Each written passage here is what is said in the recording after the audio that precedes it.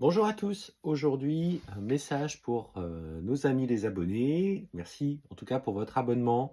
Vous êtes sur une page certifiée, je répète, page certifiée que nous avons sur le groupe Meta.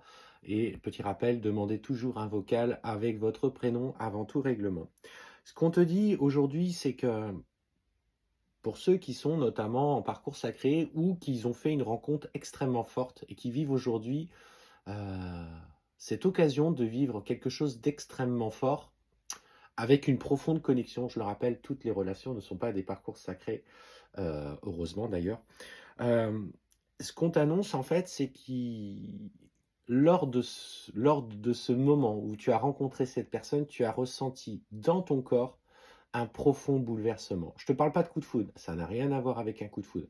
Je te parle de quelque chose qui va au-delà de ça. C'est comme si tu te reconnectais à quelque chose et là, tu prenais de plein fouet des énergies. Alors, si tu es quelqu'un de sensible, enfin, d'hypersensible, et notamment doté de capacités spirituelles, tu vas prendre cette rencontre comme un coup de fouet, euh, quelque chose qui va dépasser jusqu'à présent tout ce que tu n'as pas connu. Si tu n'as pas de capacité spirituelle, tu vas ressentir, en tout cas dans ton corps ou autour de toi, quelle que soit ta façon de canaliser, une, quelque chose qui... c'est tellement difficile à quantifier et à qualifier quand tu vis ça. En fait, voilà, des ressentis que tu n'auras jamais rencontrés dans les relations auparavant.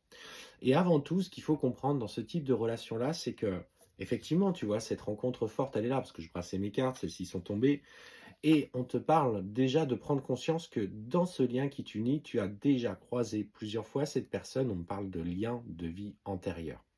Donc ça veut dire que cette personne, vous avez déjà traversé quelque chose ensemble, dans des situations plus ou moins faciles, d'autres très difficiles, qui fait qu'en fait, aujourd'hui, vos âmes se reconnaissent parce que vous êtes liés par des incarnations où vous vous êtes souvent croisés, une douzaine de fois en moyenne à peu près.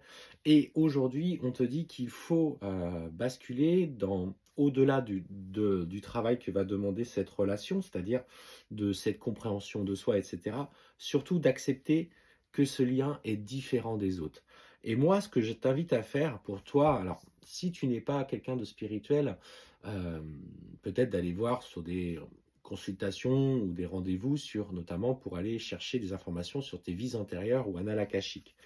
Peut-être qu'il est intéressant à l'instant T de connaître certains éléments du passé pour comprendre pourquoi la relation, bien qu'elle soit intense, est, est compliquée à vivre par des ressentis de fuite, de retour, de fuite, de retour, que cette personne est toujours dans ta tête. Le lien de vie antérieure est important parce que vous avez vécu des incarnations où il y a eu des blocages, ce qu'on appelle des blocages que ce soit au niveau de société, culturel, peut-être même au niveau de guerre, hein, parce qu'il y a eu nos passés ont été quand même ponctués de beaucoup de choses, et, et comprendre aussi quelles interactions et quelles difficultés vous avez rencontrées. Parce que de toute façon, les échecs d'une vie passée viennent transposer des nœuds karmiques dans la vie présente. Donc il est important d'aller chercher des informations. Pour ceux qui veulent se découvrir, et c'est important de se découvrir dans ce chemin-là, c'est-à-dire d'aller chercher sa propre guidance intérieure, d'aller chercher des informations par rapport à ça, prenez le temps de pratiquer des, des activités spirituelles où vous vous êtes placé à la recherche d'informations, en tout cas la connexion de soi-même. Alors ça peut passer par de l'hypnose régressive, ça peut passer par de la méditation, la cohérence cardiaque, ce genre de choses où vous arrivez à basculer dans un état, ce qu'on appelle alpha, c'est-à-dire entre être là mais pas vraiment là, l'état de conscience modifié pour ceux qui pratiquent l'hypnose, en fait, afin de recueillir des informations. Sachez que pour ceux qui sont notamment en parcours de flamme jumelle, vous allez avoir accès à des informations, on va vous les donner au fur et à mesure de votre développement et de capacité spirituelle. On vous donnera à l'instant T ce que vous avez besoin de comprendre, d'accepter et surtout d'assimiler. Tout est là, dans le cheminement qui vous est demandé. Alors, et ce qu'on t'annonce, ouais, il y a des choses qui bougent, hein, pour le coup, dans ce cadre de ce parcours. Dans ce cheminement, effectivement, tu ressens beaucoup d'énergie. Alors, il y a des énergies notamment peut-être liées au chakra sacré avec des montées de Kundalini. Elles sont propices, hein, dans ces parcours-là. Donc, si un jour vous ressentez comme quelque chose qui vous enroule la colonne vertébrale, du bas, qui part du bas et qui monte jusqu'au cerveau, vous êtes en train de faire une montée de Kundalini. En général, votre corps réagit assez intensément à ça. Il faut accepter le moment, c'est l'ouverture et la montée du coup de l'énergie euh, au sein du coup de tous vos chakras avec une force qui se déploie. Donc ça, ce sont alors, c'est pas des symptômes, ce sont des ressentis extrêmement forts. Les montées de Kundalini, très peu en font. Donc si vous vivez ça, vous avez la chance euh, de vivre cette expérience. Il ne faut pas le prendre comme quelque chose de dramatique, il faut justement le prendre comme quelque chose qui vous ouvre à quelque chose de plus grand.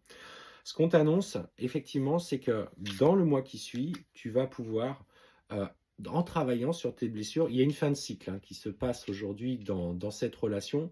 En fait, on voit un passage d'une période un peu plus conflictuelle, difficile à vivre, à une période d'apaisement des émotions. Accepte de vivre pleinement le lien avec cette personne, quoi que soit sa position aujourd'hui, soit en confiance par rapport à celui-ci, pose des intentions comme quoi tu travailles ce lien dans ton quotidien afin de matérialiser à toi des expériences qui te permettent d'avancer. Et en fait, ce travail sur les liens de vie antérieure amène vraiment une compréhension globale de ton parcours. Et en fait, on voit vraiment qu'il y a un apaisement des émotions et de paix intérieure. On insiste vraiment sur cette nécessité d'aller chercher des informations dans le passé, dans le lien que tu vis. Et ça, c'est important, c'est